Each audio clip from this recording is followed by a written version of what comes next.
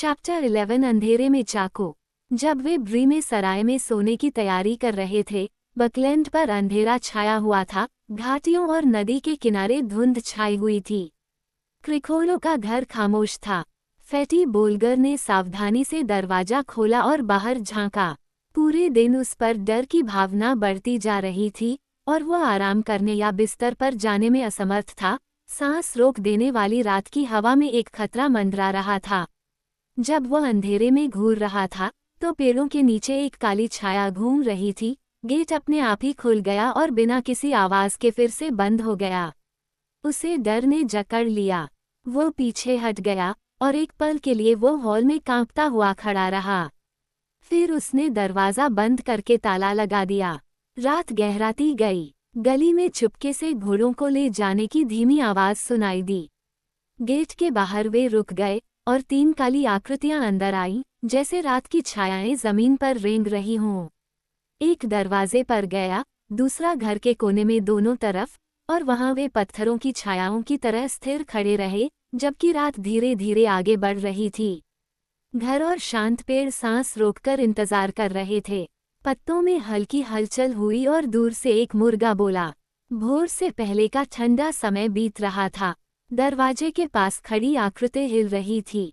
चांद या सितारों के बिना अंधेरे में एक खींचा हुआ ब्लेड चमक रहा था, जैसे कि ठंडी रोशनी बाहर आ गई हो। एक झटका लगा, नर्म लेकिन भारी, और दरवाजा हिल गया।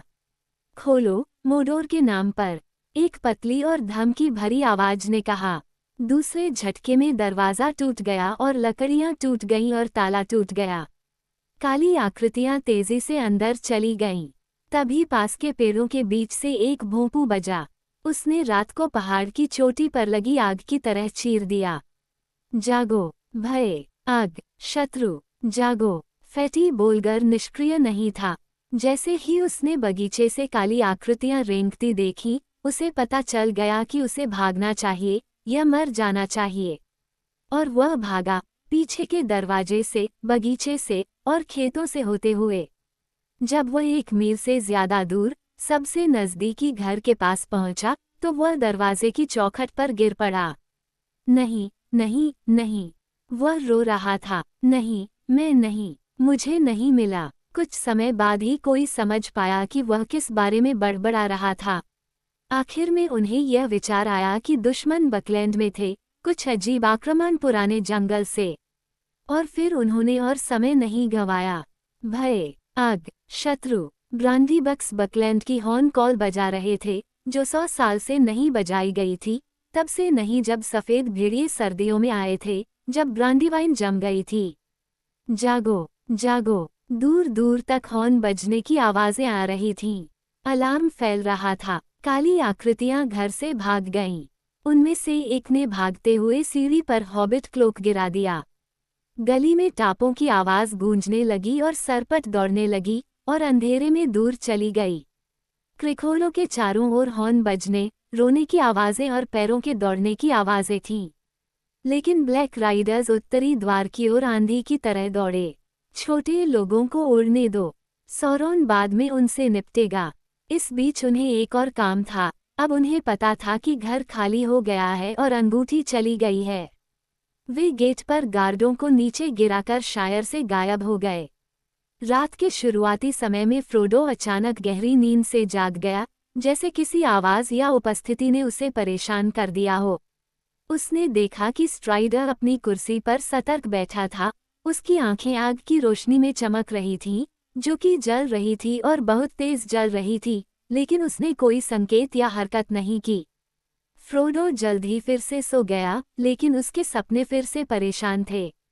हवा और सरपट दौड़ते घोड़ों की आवाज़। हवा घर के चारों ओर घूम रही थी और उसे हिला रही थी, और दूर से उसने एक सींग को बेतहाशा बजते हुए सुना। उसने अपनी आंखें खोलीं और सराय के आंगन में एक मुर्गे की जोरदार बांग सुनी। स्ट्राइडर ने पर्दे खींच दिए थे और खटपट के साथ शटर को पीछे धकेल दिया था। दिन की पहली धूसर रोशनी कमरे में थी और खुली खिड़की से ठंडी हवा आ रही थी। जैसे ही स्ट्राइडर ने सबको जगाया, वह उनके शयन कक्षों की ओर ले गया। जब उन्होंने उन्हें देखा तो वे खुश हुए कि उन्होंने उसकी सलाह मान ली थी। खिड़कियां जबरन खुली हुई थीं और झूल रही थीं, और पर्दे फड़फड़ा रहे थे। बिस्तर इधर उधर फेंके हुए थे और तकिए कटकर फर्श पर गिरे हुए थे। भूरे रंग का चटाई टुकड़े टुकड़े हो गया था। स्ट्राइडा तुरंत मकान मालिक को बुलाने चला गया। बेचारे मिस्टर बटरबर नींद में और डरे हुए लग रहे थे। उन्होंने पूरी रात अपनी आंखें मुश्किल से बंद की थीं, ऐसा उन्होंने कहा, लेकिन उन्होंने कभी कोई आवाज नहीं सुनी थी। मेरे समय में ऐसा कभी नहीं हुआ। उसने रोते हुए अपने हाथ ऊपर उठाए। मेहमान अपने बिस्तरों में सोने में असमर्थ हैं और अच्छे तकिए बर्बाद हो गया और सब कुछ। हम कहाँ पहुँच गए हैं? अंधकार में समय है, स्ट्राइडा ने कहा, लेकिन अभी के लिए आप शांति से रह सकते हैं। जब आप हमसे छुटकारा पा लेंगे, हम तुरंत चले जाएंगे। नाश्ते की चिंता मत करो, खड़े खड़े ही कुछ पीना और कुछ खाना पड़ेगा। हम कुछ ही मिनटों में सामान पैक कर लेंगे। मिस्टर बटरबर जल्दी से ये देखने के लिए गए कि उनके टट्टू तैयार हो गए हैं और उन्हें कुछ खाने के लिए लाए, लेकिन बहुत जल्दी ही वे निराश होकर वापस आ गए। टट्टू गायब हो चुके थे। रात में अस्तबल के सभी दरवाजे खोल दिए गए थे और वे गायब थे। न केवल मेरी के टट्टू, बल्कि उस जगह के सभी दूसरे घोड़े और जानवर भी। फ्रोडो इस खबर से स्तब्ध रह गया। घुड़सवार दुश्मनों द्वारा पीछा किए जाने के बावजूद वे पैदल रिवेंडेल तक कैसे पहुंच सकते थे? वे चांद की ओर निकल सकते थे। स्ट्राइडा कुछ देर तक चुप रहा, हॉबिट्स को देखता रहा, मानो वो उनकी ताकत और साहस का आकलन कर रहा हो। घुड़सवारों से बचने के लिए टट्टू हमारी मदद नहीं करेंगे, उसने अंत में सोच समझकर कहा, जैसे कि उसे अंदाजा हो गया हो कि फ्रोडो के मन में क्या चल रहा है। हमें पैदल बहुत धीमी गति से नहीं चलना चाहिए, खासकर उन सड़कों पर जो मैं लेने जा रहा हूँ। मैं वैसे भी पैदल ही चलने वाला था। ये भोजन और भंडार ही हैं जो मुझे परेशान करते हैं। हम यहाँ से रिवेंडेल के बीच खाने के लिए कुछ भी नहीं पा सकते हैं, सिवाय इसके कि हम अपने साथ जो कुछ भी ले जाएं, और हमें बहुत कुछ बचाकर रखना चाहिए, क्योंकि हमें देरी हो सकती है या हमें सीधे रास्ते से बहुत दूर चक्कर लगाकर जाना पड़ सकता है। आप अपनी पीठ पर कितना सामान ले जाने के लिए तैयार हैं? जितना हमें करना चाहिए, पिप्पिन ने डूबते दिल से कहा, लेकिन ये दिखाने की कोशिश कर रहा था कि वह जितना दिखता है या महसूस करता है, उससे कहीं अधिक मजबूत है। सैम ने चुनौती भरे स्वर में कहा, मैं 2 लोगों के लिए पर्याप्त सामान ले जा सकता हूँ। क्या कुछ नहीं किया जा सकता, मिस्टर बटरबर? फ्रोडो ने पूछा। क्या हम गांव में 2-4 टट्टू नहीं खरीद सकते, या फिर सिर्फ सामान के लिए एक टट्टू भी नहीं खरीद सकते? मुझे नहीं लगता कि हम उन्हें किराए पर ले सकते हैं, लेकिन हम उन्हें खरीद सकते हैं, उसने संदेह से कहा, ये सोचते हुए कि क्या वह इसे खरीद सकता है। मुझे संदेह है, जमींदार ने दुखी होकर कहा। ब्री में जो 2 या 3 सवारी टट्टू थे, वे मेरे यार्ड में बंधे थे और वे चले गए हैं। जहाँ तक अन्य जानवरों, घोड़ों या टट्टुओं या अन्य जानवरों की बात है, ब्री में वे बहुत कम हैं और वे बिक्री के लिए नहीं होंगे। लेकिन मैं जो कर सकता हूँ करूँगा। मैं बॉब को बाहर निकालूंगा और उसे जल्द से जल्द भेज दूंगा। हाँ, स्ट्राइडा ने अनिच्छा से कहा, तुम्हें ऐसा ही करना चाहिए। मुझे डर है कि हमें कम से कम एक टट्टू पाने की कोशिश करनी होगी, लेकिन जल्दी निकलने और चुपचाप निकल जाने की सारी उम्मीदें खत्म हो जाती हैं। हमें अपने प्रस्थान की घोषणा करने के लिए हॉर्न बजाना चाहिए था।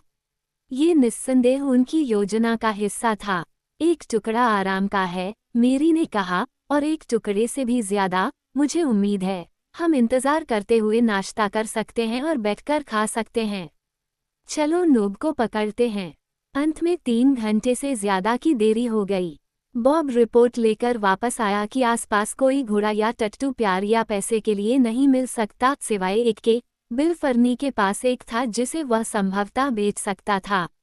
यह एक गरीब बूढ़ा आधा भूखा प्राणी है, बॉब ने कहा, लेकिन वो इसे इसके मूल्य से 3 गुना से कम कीमत पर नहीं देगा। ये देखते हुए कि आपकी स्थिति कैसी है, अगर मैं बिल फर्नी को जानता हूँ तो नहीं। बिल फर्नी, फ्रोडो ने कहा, क्या इसमें कोई चाल नहीं है? क्या वह जानवर हमारा सारा सामान लेकर उसके पास वापस नहीं जाएगा, या हमें ट्रैक करने में मदद नहीं करेगा, या कुछ और नहीं करेगा? मुझे आश्चर्य है, स्ट्राइडर ने कहा, लेकिन मैं कल्पना नहीं कर सकता कि कोई जानवर भाग जाने के बाद उसके घर भाग जाए। मुझे लगता है कि यह सिर्फ दयालु मास्टर फर्नी की एक बाद की सोच है, इस मामले से अपने मुनाफे को बढ़ाने का एक तरीका। मुख्य खतरा यह है कि बेचारा जानवर शायद मौत के दरवाजे पर है, लेकिन कोई विकल्प नहीं दिखता। इसके लिए उसे क्या चाहिए? बिल फिनी की कीमत 12 चांदी के पैसे थी और यह वास्तव में उन बर्तनों में टट्टू के मूल्य से कम 3 गुना थी। यह एक हड्डीदार, कम खाया हुआ और निराश जानवर साबित हुआ, लेकिन यह अभी मरने जैसा नहीं लग रहा था। मिस्टर बटरबर ने खुद ही इसके लिए भुगतान किया और खोए हुए जानवरों के लिए कुछ मुआवजे के रूप में मैरी को 18 पैसे और दिए। वह एक ईमानदार आदमी था और ब्री में चीजों के हिसाब से संपन्न था, लेकिन 30 चांदी के पैसे उसके लिए एक बड़ा झटका थे और बिल फनी द्वारा धोखा दिए जाने के कारण इसे सहन करना और भी मुश्किल हो गया। वास्तव में वह अंत में सही पक्ष में निकला। बाद में पता चला कि वास्तव में केवल एक ही घोड़ा चुराया गया था। अन्य घोड़ों को भगा दिया गया था या वे डर के मारे भाग गए थे और ब्री लैंड के विभिन्न कोनों में भटकते हुए पाए गए थे। मेरी के टट्टू पूरी तरह से भाग गए थे और अंततः काफी समझदारी के साथ वे फैटी लंपकिन की तलाश में डाउन्स की ओर निकल पड़े। इसलिए वे कुछ समय के लिए टॉम बॉम्बेडल की देखभाल में आ गए और वे संपन्न हो गए।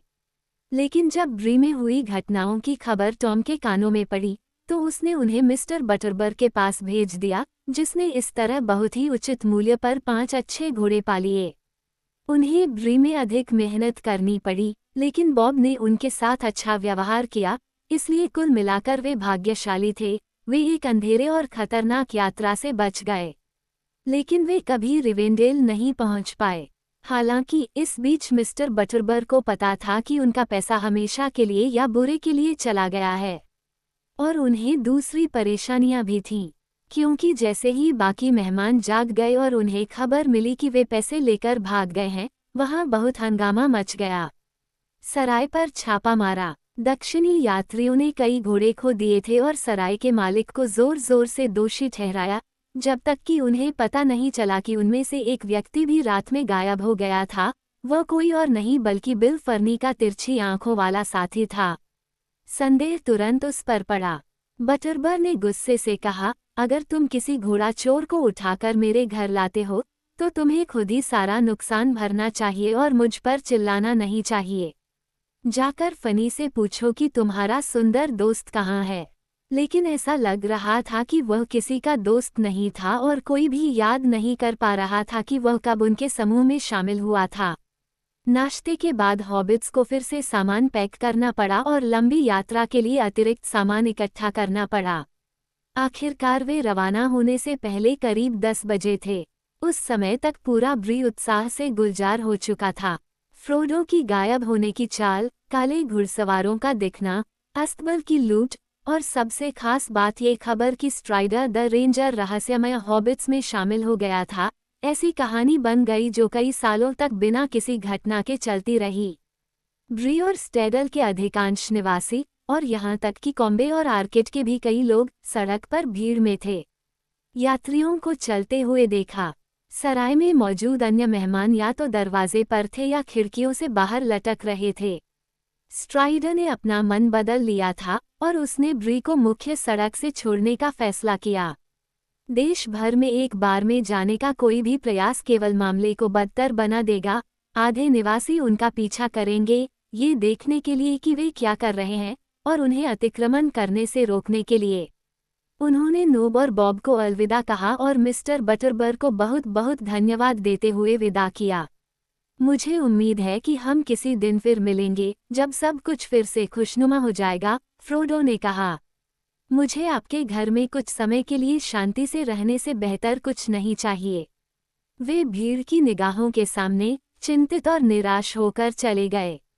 सभी चेहरे दोस्ताना नहीं थे, न ही सभी शब्द जो चिल्लाए गए थे, लेकिन स्ट्राइडर को ब्री लैंडर्स में से अधिकांश ने भयभीत कर दिया था और जिन लोगों को उसने घूरा उन्होंने अपना मुंह बंद कर लिया और दूर चले गए।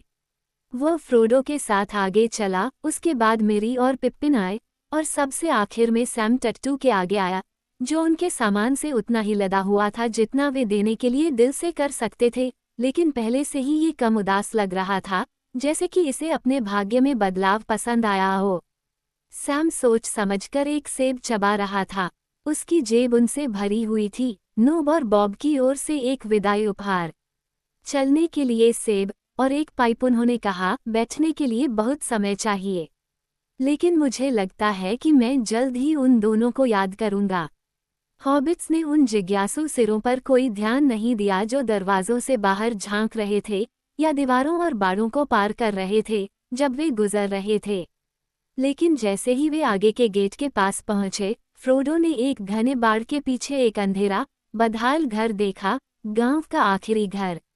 एक खिड़की में उसे एक पीला चेहरा और धूर्त, तिरछी आंखें दिखाई दी, लेकिन वह तुरंत गायब हो गया।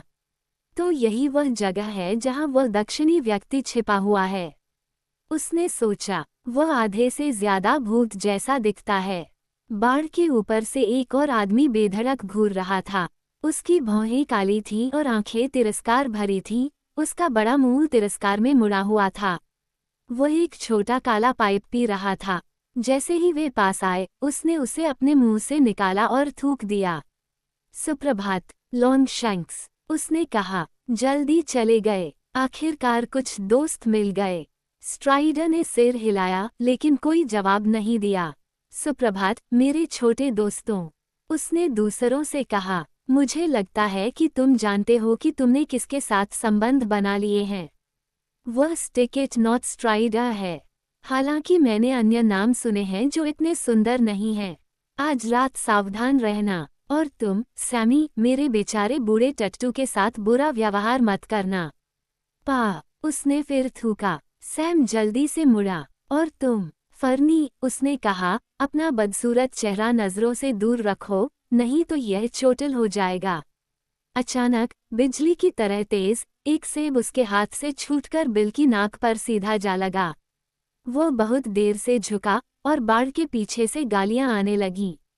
एक अच्छे सेब की बर्बादी, सैम ने अफसोस से कहा और आगे बढ़ गया। आखिरकार वे गांव से निकल गए। उनके पीछे आए बच्चों और भटके हुए लोगों का दल थक गया और दक्षिण द्वार पर वापस मुड़ गया।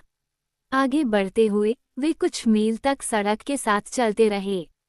यह बाईं ओर मुड़ गई, ब्रीहिल के पैरों के चारों ओर घूमते हुए अपनी पूर्व दिशा में वापस मुड़ गई, और फिर ये तेजी से नीचे की ओर जंगल वाले इलाके में बहने लगी। उनके बाईं ओर वे पहाड़ी की दक्षिण पूर्वी ढलानों पर स्टैडल के कुछ घर और हॉबिट होल देख सकते थे। सड़क के उत्तर में दूर एक गहरे गड्ढे में धुएं के उठते हुए गुच्छे थे जो दिखा रहे थे कि कॉम्बे कहाँ है। आर्चेट दूर पेड़ों में छिपा हुआ था। जब सड़क कुछ दूर तक चली गई और ब्रीहिल पीछे खड़ा रह गया, तो वे एक संकरी पगडंडी पर आ गए जो उत्तर की ओर जाती थी। यही वह जगह है जहां हम खुले में रहते हैं और छिप जाते हैं, स्ट्राइडर ने कहा।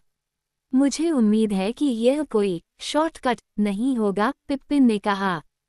हमारा आखिरी शॉर्टकट वुड्स लगभग आपदा में समाप्त हो गया।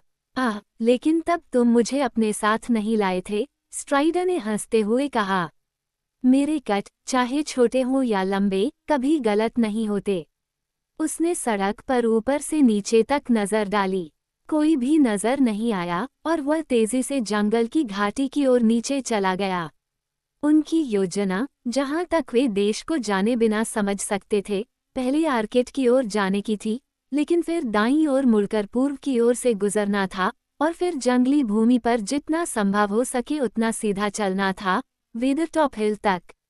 इस तरह से, अगर सब कुछ ठीक रहा, तो वे सड़क के एक बड़े चक्र को काट देंगे, जो आगे चलकर मिडजवोटा दलदल से बचने के लिए दक्षिण की ओर मुड़ गया। लेकिन, जाहिर है, उन्हें खुद दलदल से गुजरना होगा, और स्ट्राइडर का उनका वर्णन उत्साहजनक नहीं था। हालांकि, इस बीच पैदल चलना अप्रिय नहीं था। वास्तव में, अगर पिछली रात की परेशान करने वाली घटनाएं न होती, तो वे इस यात्रा का आनंद उस समय तक के किसी भी सफर से बेहतर तरीके से लेते। सूरज चमक रहा था, साफ लेकिन बहुत गर्म नहीं। घाटी के जंगल अभी भी पत्तेदार और रंग बिरंगे थे, और शांत और स्वस्थ लग रहे थे। स्ट्राइडर ने उन्हें कई रास्तों के बीच आत्मविश्वास से मार्गदर्शन किया। हालांकि उन्हें खुद पर छोड़ दिया जाता तो वे जल्द ही उलझन में पड़ जाते। वो कई मोड़ों और दोहरीकरण के साथ भटकने वाला रास्ता अपना रहा था, ताकि किसी भी तरह का पीछा न किया जा सके। बिल फिनी ने निश्चित रूप से देखा होगा कि हमने सड़क कहाँ छोड़ी थी, उन्होंने कहा, हालांकि मुझे नहीं लगता कि वो खुद हमारे पीछे आएगा। वो यहाँ के आसपास की ज़मीन को अच्छी तरह से जानता है, लेकिन वह जानता है कि जंगल में वह मेरा मुकाबला नहीं कर सकता। ये वही है जो वह दूसरों को बता सकता है जिससे मुझे डर लगता है। मुझे नहीं लगता कि वे बहुत दूर हैं। अगर उन्हें लगता है कि हम आर्चेट के लिए निकल पड़े हैं, तो ये और भी अच्छा है। चाहे स्ट्राइडर की कुशलता की वजह से हो या किसी और वजह से, उन्होंने उस पूरे दिन किसी भी अन्य जीवित चीज का कोई संकेत नहीं देखा और न ही कोई आवाज सुनी, न तो 2 पैरों वाला, सिवाय पक्षियों के, न ही 4 पैरों वाला, सिवाय एक लोमड़ी और कुछ गिलहरियों के। अगले दिन उन्होंने पूर्व की ओर एक स्थिर मार्ग बनाना शुरू किया, और फिर भी सब कुछ शांत और शांतिपूर्ण था। ब्री से बाहर निकलने के तीसरे दिन वे चेटवुड से बाहर आ गए।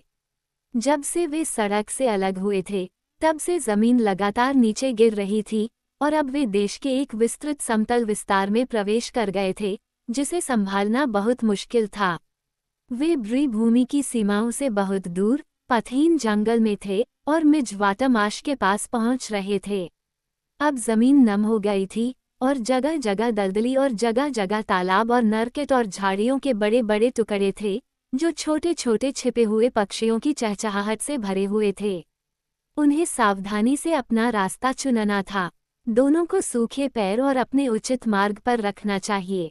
पहले तो वे पंखे की तरह आगे बढ़े, लेकिन जैसे जैसे वे आगे बढ़ते गए, उनका मार्ग धीमा और अधिक खतरनाक होता गया। दलदल भ्रामक और विश्वासघाती थे, और रेंजर्स के लिए भी उनके बदलते दलदल के माध्यम से खोजने के लिए कोई स्थायी मार्ग नहीं था। मक्खियों ने उन्हें परेशान करना शुरू कर दिया, और हवा छोटे छोटे मच्छरों के बादलों से भरी हुई थी जो उनकी आस्तीन और पतलून से होते हुए उनके बालों में घुस गए।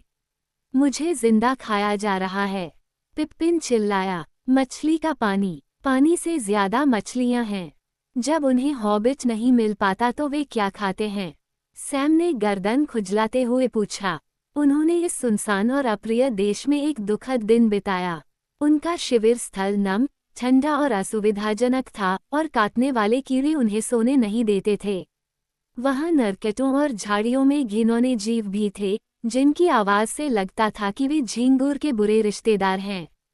वे हजारों की संख्या में थे, और वे रात भर लगातार चारों ओर चीखते रहे, नीक ब्रीक, ब्रीक नीक, जब तक कि हॉबिट लगभग उन्मत्त नहीं हो गए। अगला दिन, चौथा, थोड़ा बेहतर था, और रात भी लगभग उतनी ही आरामदायक थी। हालांकि नीकर ब्रीकर, जैसा कि सैम उन्हें पुकारता था, पीछे छूट गए थे, लेकिन मच्छर अभी भी उनका पीछा कर रहे थे। जब फ्रोडो लेटा हुआ था, थका हुआ लेकिन अपनी आंखें बंद नहीं कर पा रहा था, तो उसे लगा कि दूर पूर्वी आकाश में एक रोशनी आ रही है। ये कई बार चमकी और फीकी पड़ गई। ये भोर नहीं थी, क्योंकि अभी कुछ घंटे बाकी थे। ये प्रकाश क्या है? उसने स्ट्राइडर से पूछा, जो उठकर खड़ा था और रात की ओर देख रहा था। मैं नहीं जानता, स्ट्राइडर ने उत्तर दिया। ये बहुत दूर है, इसलिए इसे पहचान पाना कठिन है। ये पहाड़ की चोटियों से चमकती बिजली की तरह है। फ्रोडो फिर से लेट गया, लेकिन काफी देर तक वो सफेद चमक देख सकता था, और उनके सामने स्ट्राइडर की लंबी काली आकृति चुपचाप और चौकस खड़ी थी। आखिरकार वह बेचैन नींद में चला गया। 5वें दिन वे ज्यादा दूर नहीं गए थे कि उन्होंने दलदल के आखिरी बिखरे हुए तालाब और नरकेट के बिस्तर पीछे छोड़ दिए। उनके सामने की जमीन फिर से धीरे धीरे ऊपर उठने लगी। दूर पूर्व की ओर अब उन्हें पहाड़ियों की एक पंक्ति दिखाई दे रही थी। उनमें से सबसे ऊंची पहाड़ी उस पंक्ति के दाईं ओर थी और बाकी पहाड़ियों से थोड़ी अलग थी। इसका शीर्ष शंक्वाकार था, जो शिखर पर थोड़ा चपटा था। वह वेदर टॉप है, स्ट्राइडर ने कहा। वह पुरानी सड़क, जिसे हम छोड़ आए हैं, हमारे दाईं ओर बहुत दूर, इसके दक्षिण की ओर बहती है और इसके पैर से ज्यादा दूर नहीं जाती। अगर हम सीधे इसकी ओर चले तो हम कल दोपहर तक वहां पहुंच सकते हैं। मुझे लगता है कि हमें ऐसा ही करना चाहिए। क्या मतलब है तुम्हारा? फ्रोडो ने पूछा। मेरा मतलब है, जब हम वहां पहुंचेंगे तो यह निश्चित नहीं है कि हमें क्या मिलेगा। ये सड़क के पास ही है, लेकिन निश्चित रूप से हम वहां गैंडाल्फ को खोजने की उम्मीद कर रहे थे। हाँ, लेकिन उम्मीद बहुत कम है। अगर वह इस तरफ आता भी है तो वह ब्री से होकर नहीं गुजर सकता, और इसलिए उसे पता भी नहीं चलेगा कि हम क्या कर रहे हैं। और वैसे भी, अगर किस्मत से हम लगभग एक साथ नहीं पहुंचते तो हम एक दूसरे से चूक जाएंगे। वहाँ लंबे समय तक इंतजार करना उसके या हमारे लिए सुरक्षित नहीं होगा। अगर राइडर्स हमें जंगल में नहीं ढूंढ पाते तो वे खुद ही वेदरटॉप की ओर चल पड़ेंगे। ये चारों तरफ से एक विस्तृत दृश्य प्रस्तुत करता है। वास्तव में इस देश में बहुत से पक्षी और जानवर हैं जो हमें देख सकते हैं जब हम यहाँ खड़े हैं, उस पहाड़ी की चोटी से। सभी पक्षियों पर भरोसा नहीं किया जा सकता, और उनसे भी ज्यादा दुष्ट दूसरे जासूस हैं। हॉबिट्स ने दूर की पहाड़ियों की ओर उत्सुकता से देखा। सैम ने पीले आसमान की ओर देखा। उसे डर था कि कहीं बाज या चील उनके ऊपर चमकीली और अप्रिय आंखों से मंडरा न रहे हों। तुम मुझे असहज और अकेला महसूस कराते हो, स्ट्राइडर, उसने कहा। आप हमें क्या करने की सलाह देते हैं? फ्रोडो ने पूछा। मुझे लगता है, स्ट्राइडर ने धीरे से उत्तर दिया, जैसे कि वह पूरी तरह से निश्चित नहीं था। मुझे लगता है कि सबसे अच्छी बात यह है कि हम यहाँ से जितना हो सके उतना सीधे पूर्व की ओर जाएं, पहाड़ियों की रेखा की ओर जाएं, न कि वेदरटॉप की ओर। वहाँ हम एक रास्ता बना सकते हैं जो मुझे पता है कि उनके पैरों के पास से गुजरता है। ये हमें उत्तर से वेदरटॉप तक ले जाएगा और कम खुले तौर पर। फिर हम देखेंगे कि हमें क्या देखना है। उस दिन वे धीरे धीरे चलते रहे जब तक कि ठंड और शाम ढलने नहीं लगी। जमीन शुष्क और बंजर होती गई, लेकिन दलदलों पर उनके पीछे धुंध और भाप छाई हुई थी। कुछ उदास पक्षी चहचहा रहे थे और रो रहे थे, जब तक कि गोल लाल सूरज धीरे धीरे पश्चिमी छाया में डूब नहीं गया। फिर एक खाली सन्नाटा छा गया। हॉबिट्स ने दूर बैग एंड की खुशनुमा खिड़कियों से झांकती सूर्यास्त की कोमल रोशनी के बारे में सोचा। दिन के अंत में वे एक जलधारा के पास पहुंचे जो पहाड़ियों से नीचे बहकर स्थिर दलदली भूमि में खो गई थी, और वे प्रकाश रहने तक उसके किनारों के साथ साथ ऊपर चले गए। रात हो चुकी थी जब वे आखिरकार रुके और जलधारा के किनारे कुछ छोटे छोटे एल्डर वृक्षों के नीचे अपना डेरा बनाया। आगे अब धुंधले आसमान के सामने उदास और वृक्षविहीन छाया दिखाई दे रही थी पहाड़ियों की पीठ पर। उस रात उन्होंने पहरा बिठाया और ऐसा लग रहा था कि स्ट्राइडर को बिल्कुल भी नींद नहीं आई। चांद चढ़ रहा था और रात के शुरुआती घंटों में जमीन पर एक ठंडी धूसर रोशनी पड़ी थी। अगली सुबह सूर्योदय के तुरंत बाद वे फिर से निकल पड़े। हवा में ठंडक थी और आसमान हल्का नीला था। हॉबिट्स को ताजगी महसूस हुई, मानो उन्होंने पूरी रात बिना रुके नींद ली हो। वे पहले से ही छोटे कॉमन पर चलने के आदी हो रहे थे, जो कि शायर में उनके पैरों पर चलने के लिए मुश्किल से पर्याप्त था। पिप्पिन ने घोषणा की कि फ्रोडो पहले से दोगुना हॉबिट लग रहा था। बहुत अजीब है, फ्रोडो ने अपनी बेल्ट कसते हुए कहा, ये देखते हुए कि वास्तव में मेरे बाल बहुत कम हैं। मुझे उम्मीद है कि पतले होने की प्रक्रिया अनिश्चित काल तक नहीं चलेगी, अन्यथा मैं एक प्रेत बन जाऊंगा। ऐसी बातें मत बोलो, स्ट्राइडर ने शीघ्रता से तथा आश्चर्यजनक गंभीरता के साथ कहा। पहाड़ियां पास आती गईं। वे एक लहरदार रिज बनाती थीं, जो अक्सर लगभग 1000 फीट ऊंची होती थीं, और यहाँ वहाँ फिर से पूर्वी भूमि की ओर जाने वाली निचली दरारों या दर्रों में गिरती थीं। रिज की चोटी के साथ हॉबिट देख सकते थे कि हरी भरी दीवारों और बांधों के अवशेष क्या दिखते थे, और दरारों में अभी भी पत्थर के पुराने कामों के खंडहर खड़े थे। रात तक वे पश्चिम की ओर ढलानों के तल तक पहुंच गए थे, और वहां उन्होंने डेरा डाला। ये 5 अक्टूबर की रात थी, और वे ब्री से 6 दिन दूर थे। सुबह उन्हें पहली बार एक रास्ता दिखाई दिया जो चेटवुड से निकलने के बाद से साफ दिखाई दे रहा था। वे दाईं ओर मुड़े और दक्षिण की ओर उसका अनुसरण किया। ये चालाकी से चल रहा था, एक ऐसी लाइन ले रहा था जो ऊपर की पहाड़ी चोटियों और पश्चिम की ओर के समतल मैदानों दोनों को यथासंभव छिपाए रखने के लिए चुनी गई थी। ये घाटियों में गोता लगाता था और खड़ी ढलानों से टकराता था, और जहां यह समतल और अधिक खुली जमीन से होकर गुजरता था, वहां इसके दोनों ओर बड़े बड़े पत्थरों और तराशे हुए पत्थरों की कतारें थीं जो यात्रियों को लगभग एक बाड़ की तरह छिपाती थीं। मुझे आश्चर्य है कि यह रास्ता किसने बनाया और किस लिए, मैरी ने कहा, जब वे इन रास्तों में से एक पर चल रहे थे, जहां पत्थर असामान्य रूप से बड़े और एक दूसरे से सटे हुए थे। मुझे यकीन नहीं है कि मुझे ये पसंद है। यह एक कुआं है, बल्कि एक बैरो वाइट जैसा दिखता है। क्या वेदरटॉप पर कोई बैरो है? नहीं, वेदरटॉप पर या इन पहाड़ियों में से किसी पर भी कोई बैरो नहीं है, स्ट्राइडर ने उत्तर दिया। पश्चिम के लोग यहाँ नहीं रहते थे, हालांकि अपने अंतिम दिनों में उन्होंने कुछ समय के लिए पहाड़ियों की रक्षा की थी, जो आने वाली बुराई से बचाती थी। अंगमार से बाहर, ये रास्ता दीवारों के साथ किलों की सेवा के लिए बनाया गया था। लेकिन बहुत पहले, उत्तरी साम्राज्य के शुरुआती दिनों में, उन्होंने वेदरटॉप पर एक बड़ा वॉच टावर बनाया था, जिसे वे अमोन सिल कहते थे। ये जल गया और टूट गया, और अब इसका कुछ भी नहीं बचा है, सिवाय एक टूटी हुई अंगूठी के, जो पुरानी पहाड़ी के सिर पर एक खुरदरे मुकुट की तरह है। फिर भी एक बार ये लंबा और सुंदर था। ऐसा कहा जाता है कि एलेंडल अंतिम गठबंधन के दिनों में पश्चिम से गिलगैलाड के आने की प्रतीक्षा में वहां खड़ा था। हॉबिट्स ने स्ट्राइडा को देखा। ऐसा लग रहा था कि वो पुरानी विद्याओं के साथ साथ जंगली तौर तरीकों का भी जानकार था। गिलगैलाड कौन था? मैरी ने पूछा, लेकिन स्ट्राइडर ने कोई जवाब नहीं दिया और ऐसा लग रहा था कि वो विचारों में खोया हुआ है। अचानक एक धीमी आवाज में फुसफुसाया, गिलगैलाड एक एल्वेन राजा था। विनावादक उसके बारे में उदास होकर गाते हैं। वो अंतिम व्यक्ति जिसका राज्य पहाड़ों और समुद्र के बीच निष्पक्ष और स्वतंत्र था। उसकी तलवार लंबी थी, उसका भाला तीखा था, उसका चमकता हुआ हेलमेट दूर से दिखाई देता था, स्वर्ग के असंख्य तारे उसकी चांदी की ढाल में प्रतिबिंबित होते थे। लेकिन बहुत पहले ही वह चला गया था, और वह कहाँ रहता है, यह कोई नहीं बता सकता, क्योंकि उसका सितारा मोडोर में अंधेरे में गिर गया था जहां छायाएं हैं। बाकी लोग आश्चर्य में मुड़े, क्योंकि आवाज सैम की थी। मत रुको, मैरी ने कहा। बस इतना ही मैं जानता हूँ, सैम ने शर्माते हुए कहा। मैंने ये सब मिस्टर बिल्बो से सीखा था जब मैं छोटा था। वो मुझे ऐसी कहानियां सुनाया करते थे, क्योंकि वे जानते थे कि मैं हमेशा एल्वेस के बारे में सुनने का शौकीन था। मिस्टर बिल्बो ने ही मुझे अक्षर सिखाए थे।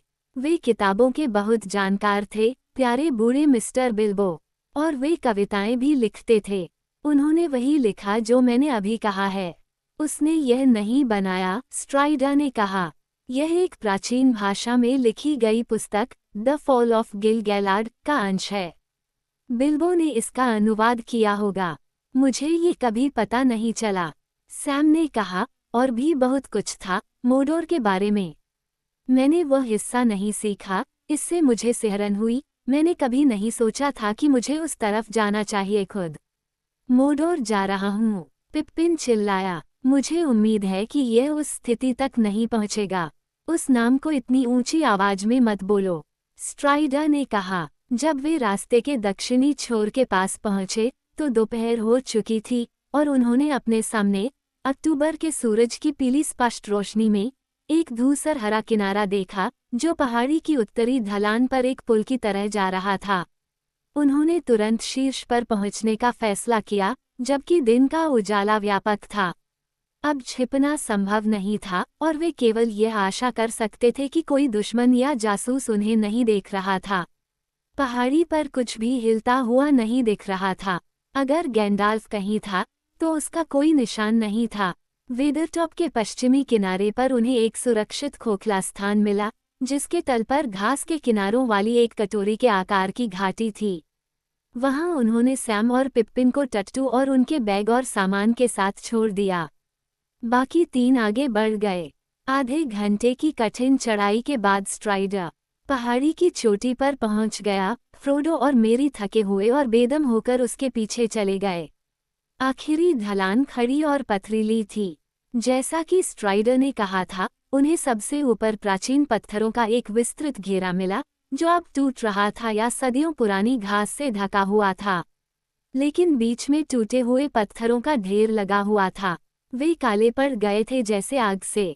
उनके आसपास की घास जड़ से जल गई थी और घेरे के भीतर की घास झुलस गई थी और सिकुड़ गई थी, जैसे कि आग की लपटों ने पहाड़ी की चोटी को जला दिया हो, लेकिन किसी भी जीवित चीज का कोई निशान नहीं था।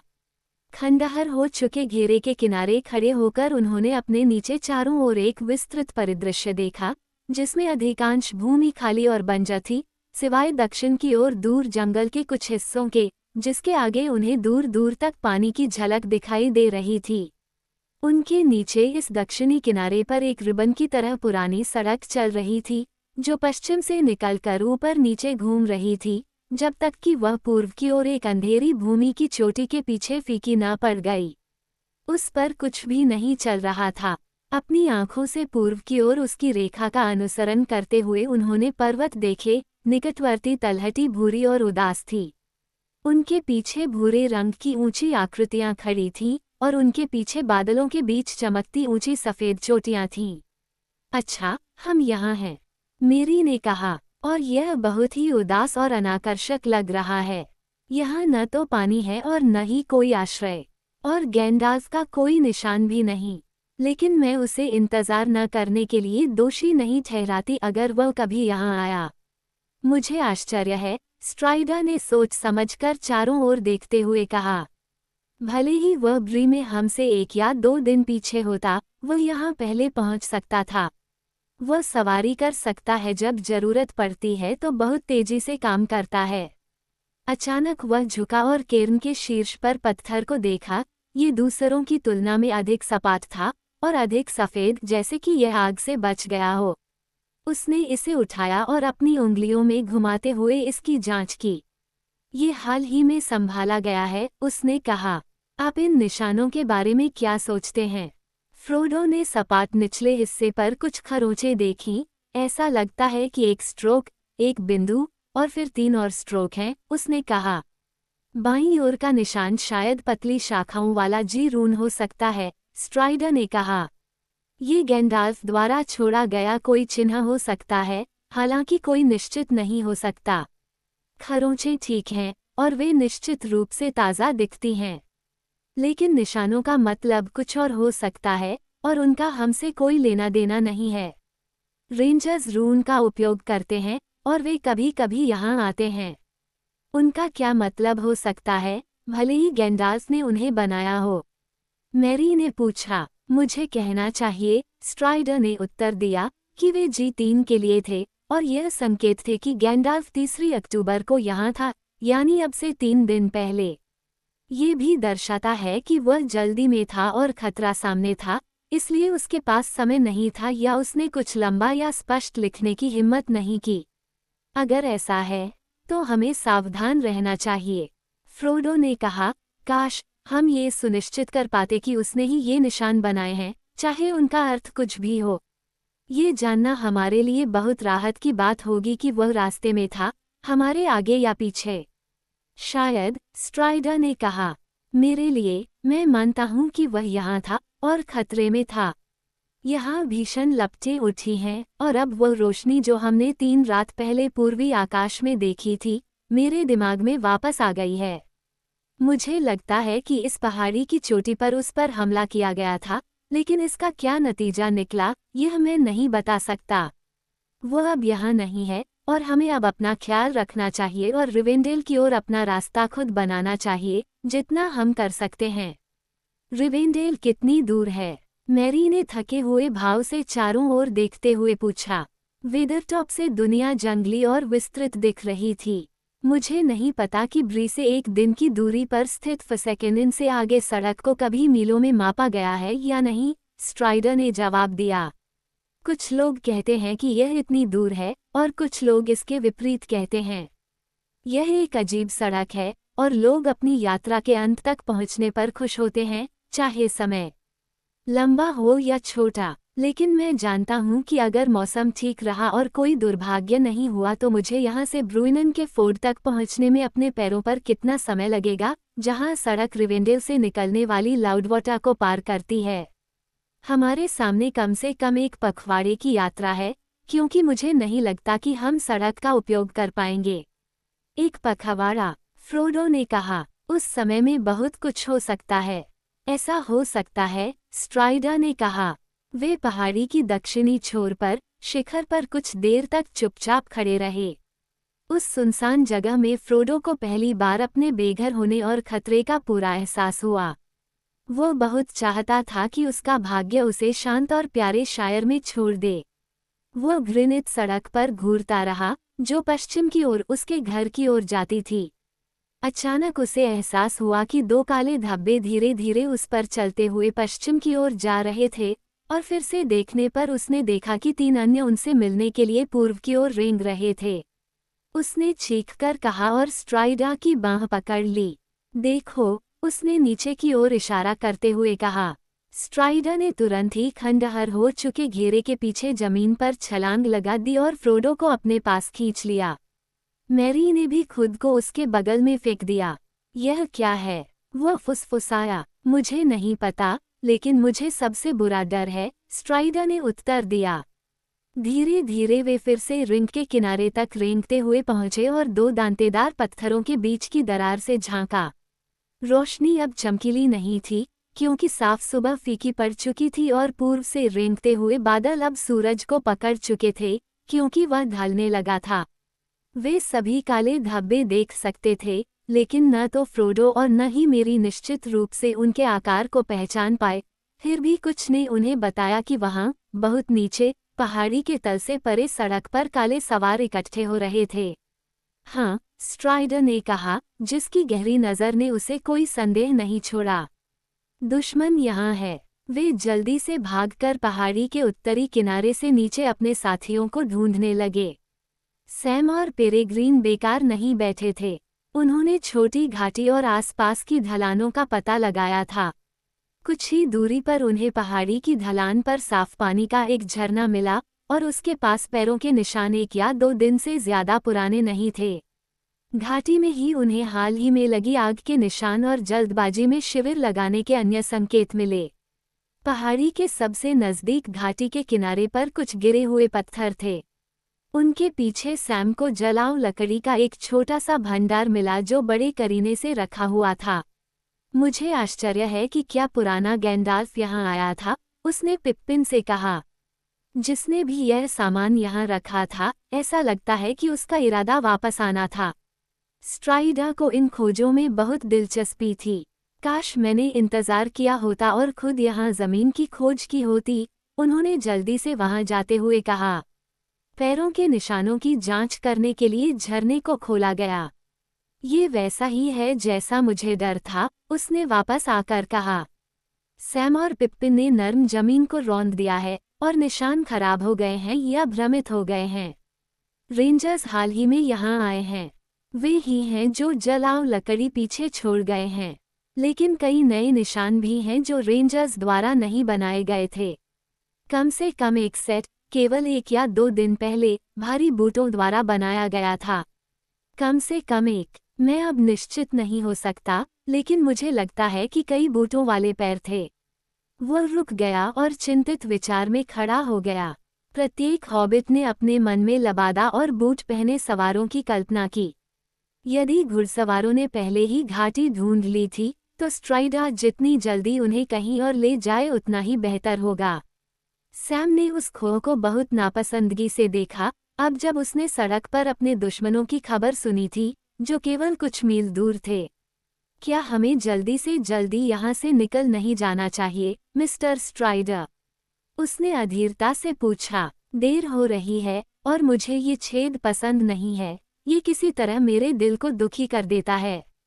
हाँ, हमें निश्चित रूप से तुरंत तय करना होगा कि क्या करना है, स्ट्राइडर ने उत्तर दिया, ऊपर देखते हुए और समय और मौसम पर विचार करते हुए। ठीक है, सैम, उसने आखिरकार कहा, मुझे भी ये जगह पसंद नहीं है, लेकिन मैं ऐसी किसी बेहतर जगह के बारे में नहीं सोच सकता जहां हम रात होने से पहले पहुंच सकें। कम से कम हम इस समय नज़रों से दूर हैं, और अगर हम आगे बढ़ते हैं तो जासूसों द्वारा हमें देखे जाने की संभावना बहुत अधिक होगी। हम बस इतना कर सकते हैं कि पहाड़ियों की रेखा के इस तरफ उत्तर की ओर वापस चले जाएं, जहां जमीन लगभग वैसी ही है जैसी यहाँ है।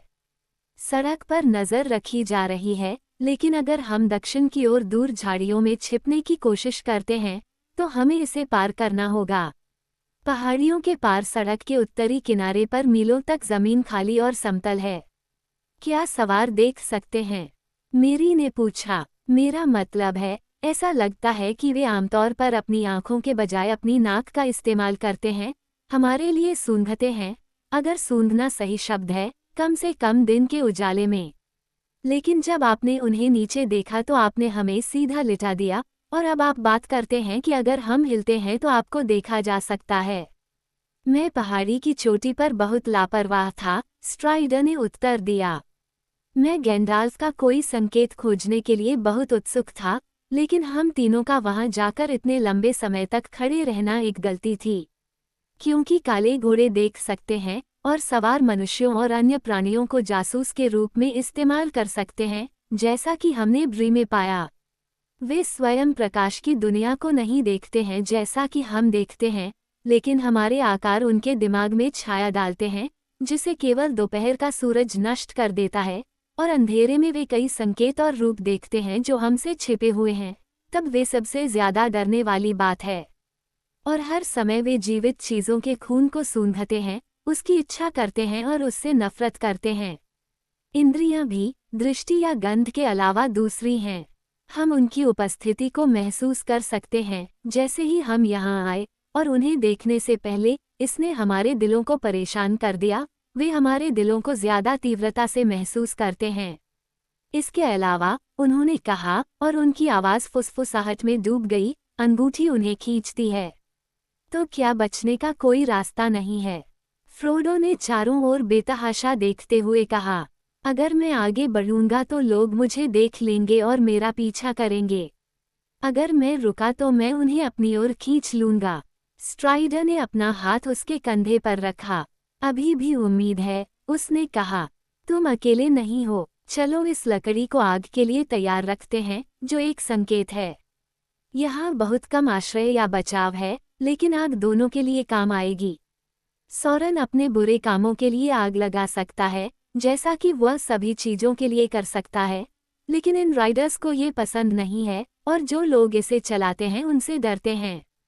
जंगल में आग ही हमारी मित्र है। शायद, सैम ने बड़बड़ाते हुए कहा। ये, हम यहाँ हैं, कहने का सबसे अच्छा तरीका है, जितना मैं सोच सकता हूँ, बार में चिल्लाना। घाटी के सबसे निचले और सबसे सुरक्षित कोने में उन्होंने आग जलाई और भोजन तैयार किया। शाम के साए ढलने लगे और ठंड बढ़ने लगी। उन्हें अचानक बहुत भूख लगी, क्योंकि उन्होंने नाश्ते के बाद से कुछ नहीं खाया था, लेकिन वे एक मामूली रात के खाने से ज्यादा कुछ बनाने की हिम्मत नहीं कर पाए।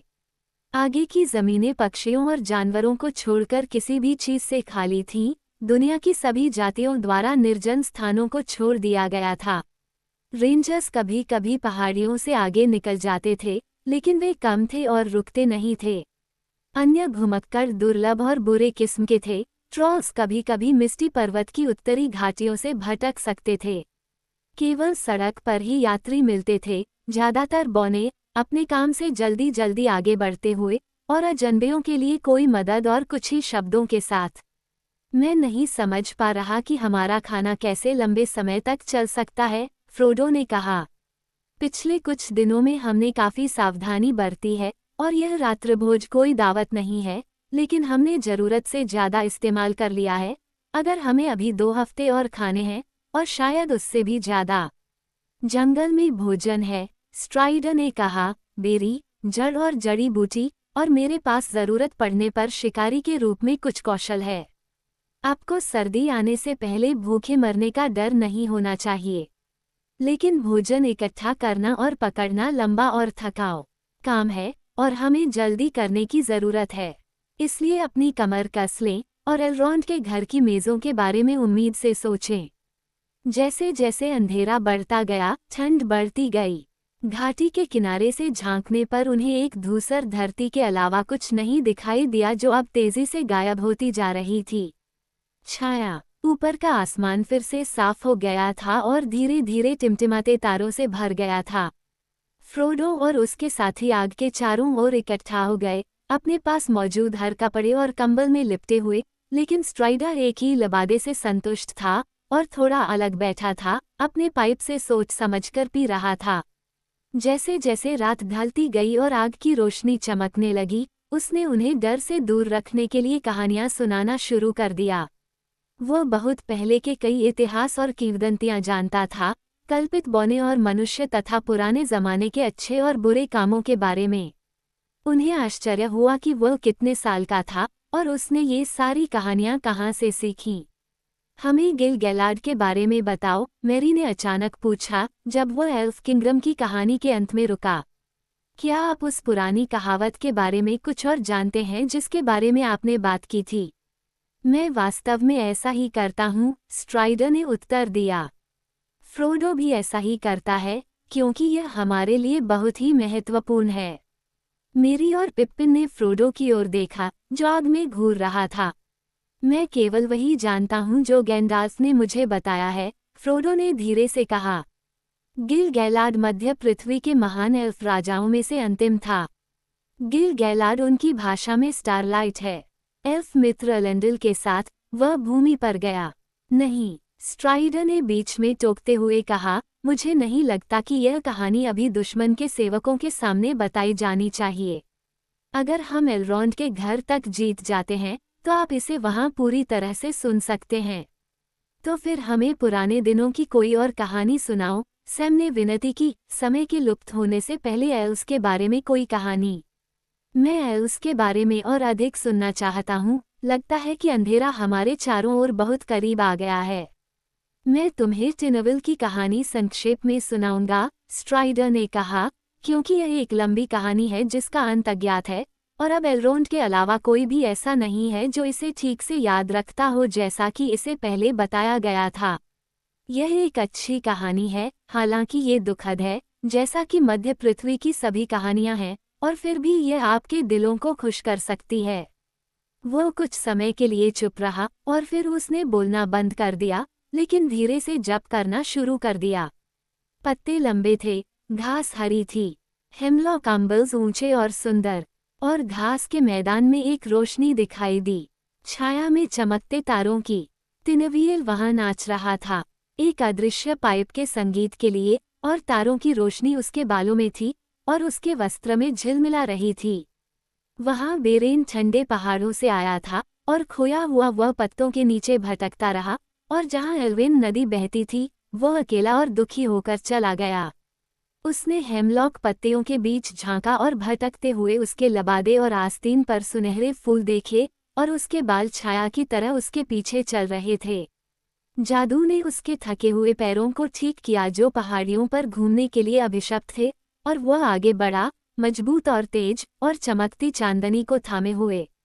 एल्विनहोम में बुने हुए जंगलों के बीच से वह कसकर नाचते पैरों पर भागी और उसे चुपचाप जंगल में सुनने के लिए अकेला छोड़ दिया।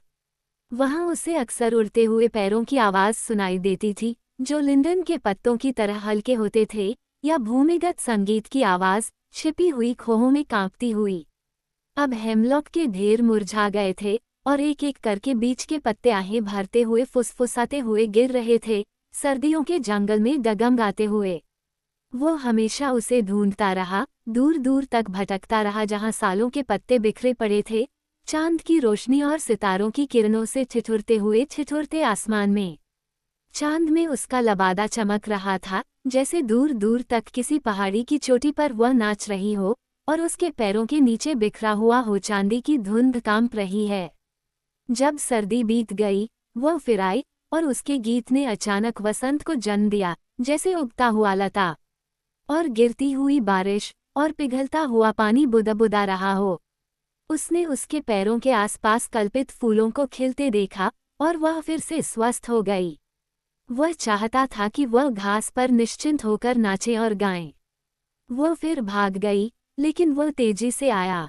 टिनवील, टिनवील। उसने उसे उसके अलौकिक नाम से पुकारा और वह वहीं रुककर सुनती रही। एक क्षण वह खड़ी रही और उसकी आवाज ने उस पर जादू कर दिया। बेरेन आया और टिनवील पर प्रलय छा गया जो उसकी बाहों में चमक रहा था। जैसे ही बेरेन ने उसकी आंखों में देखा, उसके बालों की परछाइयों के भीतर आसमान की कांपती हुई तारों की रोशनी उसे वहां झिलमिलाती हुई दिखाई दी। टिनवील द एल्वेन फेयर, अमर युवती एल्वेन वाइज, उसके इर्द गिर्द अपने छायादार बाल और बाहें चांदी की तरह चमकती हुई।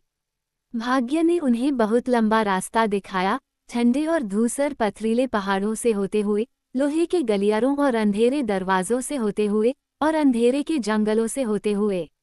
उनके बीच समुद्र का किनारा था और फिर भी आखिरकार वे एक बार फिर मिले और बहुत पहले वे जंगल में बिना किसी दुख के गाते हुए चले गए। स्ट्राइडर ने आह भरी और फिर से बोलने से पहले रुक गया।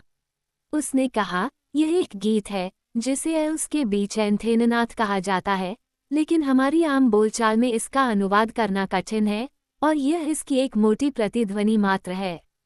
यह बाराहिर के बेटे बेरेन और लथियन टिनवील की मुलाकात के बारे में बताता है। बेरेन एक नश्वर व्यक्ति था, लेकिन लोथियन थिंगोल की बेटी थी, जो दुनिया के युवा होने पर मध्य पृथ्वी पर एल्व्स का राजा था, और वह इस दुनिया के सभी बच्चों में सबसे सुंदर युवती थी। उत्तरी भूमि के कोहरे के ऊपर सितारों की तरह उसकी सुंदरता थी और उसके चेहरे पर एक चमकती हुई रोशनी थी। उन दिनों महान शत्रु, जिसका मोडोर का सौरोन केवल एक सेवक था, उत्तर में एंगबैंड में रहता था और पश्चिम के एल्व्स मध्य पृथ्वी पर वापस आकर उससे सिल्मारिल्स को वापस पाने के लिए युद्ध करते थे, जिसे उसने चुराया था, और मनुष्यों के पिताओं ने कल्पित बौनों की सहायता की।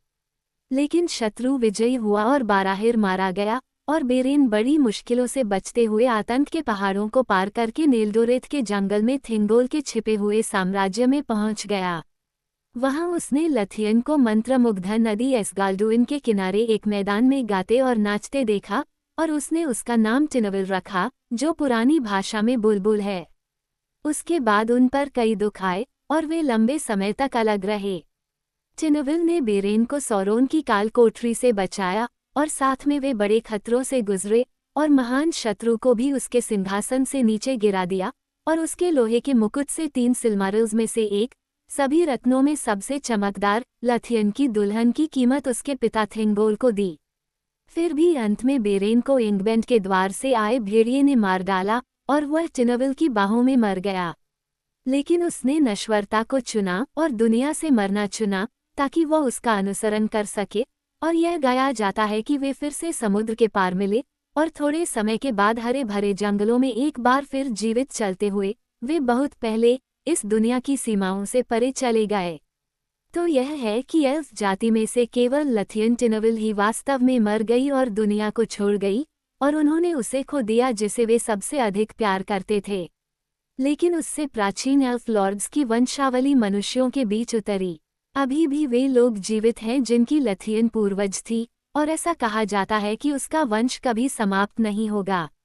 रिवेंडेल का एलरोंड उसी वंश का है, क्योंकि बेरेन और लथियन से डायर थिंगोल का वारिस पैदा हुआ था, और उनमें से एल्विंग द वाइट, जिससे एड्रेंडल ने विवाह किया, वह जिसने अपने जहाज को दुनिया के कोहरे से स्वर्ग के समुद्र में अपने माथे पर सिल्मारिल के साथ रवाना किया, और एड्रेंडल से नेमेनोर के राजा हुए, जो पश्चिमी क्षेत्र है। जब स्ट्राइडर बोल रहा था, तो उन्होंने उसके अजीब उत्सुक चेहरे को देखा, जो मंद रोशनी में था, लकड़ी की आग की लाल चमक में। उसकी आंखें चमक उठी और उसकी आवाज समृद्ध और गहरी थी। उसके ऊपर एक काला तारों वाला आकाश था। अचानक उसके पीछे वेदरटॉप के मुकुट पर एक पीली रोशनी दिखाई दी। बढ़ता हुआ चांद धीरे धीरे चढ़ रहा था, पहाड़ी के ऊपर जो उन्हें ढाक रही थी, और पहाड़ी की चोटी के ऊपर के तारे फीके पड़ गए। कहानी खत्म हुई। हॉबिट्स हिलने लगे और खींचने लगे। देखो, मैरी ने कहा, चांद उग रहा है, देर हो रही होगी। बाकी लोगों ने ऊपर देखा। ऐसा करते समय ही उन्हें पहाड़ी की चोटी पर चांदनी की रोशनी में कुछ छोटा और काला दिखाई दिया। शायद ये कोई बड़ा पत्थर या उभरी हुई चट्टान थी जो पीली रोशनी में दिखाई दे रही थी। सैम और मेरी उठे और आग से दूर चले गए। फ्रोडो और पिप्पिन चुपचाप बैठे रहे। स्ट्राइडा पहाड़ी पर चांदनी को ध्यान से देख रहा था। सब कुछ शांत और स्थिर लग रहा था, लेकिन फ्रोडो को लगा कि उसके दिल पर एक ठंडी दहशत छा रही है, क्योंकि अब स्ट्राइडा बोल नहीं रहा था। वह आग के करीब जाकर बैठ गया। उस पल सैम घाटी के किनारे से वापस भागता हुआ आया। मुझे नहीं पता कि यह क्या है, उसने कहा, लेकिन मुझे अचानक डर लगने लगा। मैं पैसे के लिए इस खाई से बाहर जाने की हिम्मत नहीं कर सकता। मुझे लगा कि कोई चीज ढलान पर रेंग रही है। क्या तुमने कुछ देखा? फ्रोडो ने खड़े होकर पूछा। नहीं सर, मैंने कुछ भी नहीं देखा, लेकिन मैं देखने के लिए रुका नहीं। मैंने कुछ देखा, मैरी ने कहा, या मुझे लगा कि मैंने पश्चिम की ओर देखा था, जहां चांदनी पहाड़ी चोटियों की छाया से परे समतल भूमि पर पड़ रही थी। मुझे लगा कि वहां 2 या 3 काली आकृतियां थीं। वे इस ओर बढ़ती हुई प्रतीत हो रही थीं। आग के पास खड़े रहो, अपना चेहरा बाहर की ओर रखो, स्ट्राइडा चिल्लाया। अपने हाथों में कुछ लंबी लकड़ियां तैयार रखो। वे एक सांस रोककर चुपचाप और सतर्क होकर बैठे रहे। उनकी पीठ लकड़ी की आग की ओर थी, और वे अपने चारों ओर की परछाइयों को देख रहे थे। कुछ भी नहीं हुआ। रात में कोई आवाज या हलचल नहीं थी। फ्रोडो, वह उत्तेजित हो गया। उसे लगा कि उसे चुप्पी तोड़नी चाहिए। वह जोर से चिल्लाना चाहता था। चुप रहो, स्ट्राइडा फुसफुसाया। वह क्या है? उसी क्षण पिप्पिन ने चौंक कर पूछा। छोटी सी घाटी के मुहाने पर, पहाड़ी से दूर की तरफ, उन्होंने देखा नहीं, बल्कि महसूस किया, एक छाया उभर रही थी। एक छाया या एक से ज्यादा। उन्होंने देखा नहीं, बल्कि महसूस किया, एक छाया उभर रही थी। उनकी आंखें तनावग्रस्त हो गईं, और छायाएं बढ़ती हुई प्रतीत हुईं। जल्दी कोई संदेह नहीं रह गया। ढलान पर 3 या 4 लंबी काली आकृतियां खड़ी थीं, जो उन्हें नीचे देख रही थीं। वे इतनी काली थीं कि वे अपने पीछे गहरे छाया में काले छेद की तरह लग रही थीं। फ्रोडो को लगा कि उसने जहरीली सांस की हल्की फुफकार सुनी और एक पतली चुभने वाली ठंड महसूस की। फिर आकृतियां धीरे धीरे आगे बढ़ीं। पिप्पिन और मेरी पर भय हावी हो गया और वे जमीन पर गिर पड़े। सैम फ्रोडो के पास सिमट गया। फ्रोडो अपने साथियों से कम भयभीत नहीं था। वह इस तरह कांप रहा था मानो उसे बहुत ठंड लग रही हो, लेकिन उसका भय अचानक अंगूठी पहनने के प्रलोभन में समा गया। ऐसा करने की इच्छा ने उसे जकड़ लिया और वह इसके अलावा और कुछ नहीं सोच सका। वह बैरो को नहीं भूला, नहीं गैंडाल्फ के संदेश को, लेकिन ऐसा लग रहा था कि कुछ उसे सभी चेतावनियों को अनदेखा करने के लिए मजबूर कर रहा था और वह झुकना चाहता था। भागने की उम्मीद से नहीं, या कुछ भी करने की उम्मीद से नहीं, चाहे वह अच्छा हो या बुरा, उसे बस लगा कि उसे अंगूठी लेनी चाहिए और उसे अपनी उंगली पर पहनना चाहिए। वह बोल नहीं सकता था। उसने महसूस किया कि सैम उसकी ओर देख रहा है, जैसे कि वह जानता हो कि उसका मालिक किसी बड़ी मुसीबत में है, लेकिन वह उसकी ओर मुड़ नहीं सकता था। उसने अपनी आंखें बंद कर लीं और कुछ देर तक संघर्ष किया, लेकिन प्रतिरोध असहनीय हो गया और आखिरकार उसने धीरे से जंजीर खींची और अंगूठी को अपने बाएं हाथ की तर्जनी पर पहना। तुरंत, हालांकि बाकी सब कुछ पहले की तरह ही धुंधला और अंधेरा रहा, आकृतियां बहुत स्पष्ट हो गईं। वह उनके काले आवरणों के नीचे देख पा रहा था। 5 लंबी आकृतियां थीं, 2 घाटी के मुहाने पर खड़ी थीं, 3 आगे बढ़ रही थीं। उनके सफ़ेद चेहरों पर तीखी और निर्दयी आंखें जल रही थीं। उनके लबादों के नीचे लंबे भूरे रंग के वस्त्र थे। उनके सफ़ेद बालों पर चांदी के हेलमेट थे। उनके थके हुए हाथों में स्टील की तलवारें थीं। उनकी आंखें उस पर पड़ीं और उसे छेदती हुई, जैसे वे उसकी ओर दौड़े। हताश होकर उसने अपनी तलवार निकाली, और उसे ऐसा लगा कि वह लाल हो गई है, मानो वह आग की लपटें हों। 2 आकृतियां रुक गईं। तीसरा बाकी की तुलना में लंबा था। उसके बाल लंबे और चमकते हुए थे और उसके हेलमेट पर एक मुकुट था। एक हाथ में उसने एक लंबी तलवार पकड़ी हुई थी और दूसरे में एक चाकू। चाकू और उसे पकड़े हुए हाथ दोनों ही एक पीली रोशनी से चमक रहे थे। वह आगे बढ़ा और फ्रोडो पर टूट पड़ा। उस समय फ्रोडो ने खुद को जमीन पर आगे की ओर फेंका और उसने खुद को जोर से चिल्लाते हुए सुना, ओ एल्बेरेथ गिल्थोनियल। उसी समय उसने अपने दुश्मन के पैरों पर वार किया।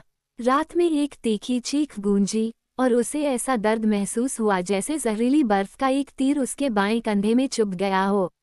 जब वह बेहोश हो रहा था, तब भी उसने एक घूमती हुई धुंध के बीच से छलांग लगाते हुए स्ट्राइडर की एक झलक देखी। अंधेरे से बाहर निकलकर, दोनों हाथों में जलती हुई लकड़ी की एक एक चिमटी लेकर, आखिरी कोशिश में फ्रोडो ने अपनी तलवार नीचे गिरा दी, अपनी उंगली से अंगूठी निकाली और अपने दाहिने हाथ को उस पर कसकर बंद कर लिया।